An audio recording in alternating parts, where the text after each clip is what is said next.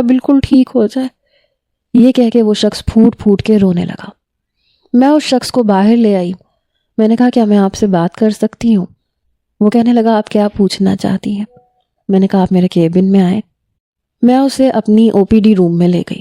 وہ سامنے کرسی پہ بیٹھ کے اپنے آنسو صاف کرنے لگا۔ میں نے کہا میں اس کی ڈاکٹر ہوں، میں چاہتی ہوں کہ آپ مجھے چھوٹی سے چھوٹی بات اس کے بارے میں بتائیں۔ مجھے نہیں لگتا کہ یہ شخص پاگل ہے۔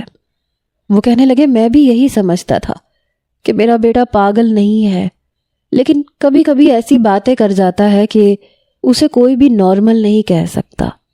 میں نے کہا کہ آپ مجھے اس کی زندگی میں جو کچھ بھی ہوا وہ سب بتائیں جو آپ جانتے ہیں۔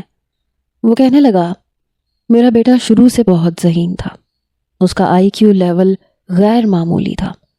بہت کم عرصے میں اس نے MBA فائنانس کیا تھا، کولمبیا چلا گیا تھا، وہاں سے بھی بہت سے کورسز کیے، پھر واپس آ کے میرا بزنس سنبھالا، اور ایسا سنبھالا کہ بہت کم عرصے میں اس نے اپنا نام اور مقام بنا لیا۔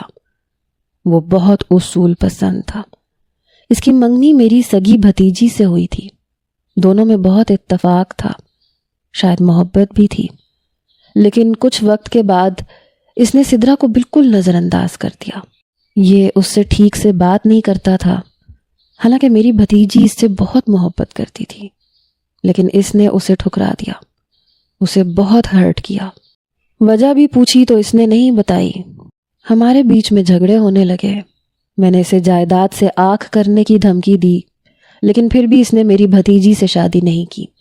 میں نے اسے بہت بار کہا کہ میں اسے آنکھ کر دوں گا، لیکن اس نے میری بات نہیں مانی۔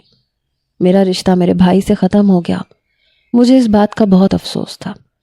میں نے اپنے بیٹے کو اس کے حال پہ چھوڑ دیا کیونکہ سارا بزنس اس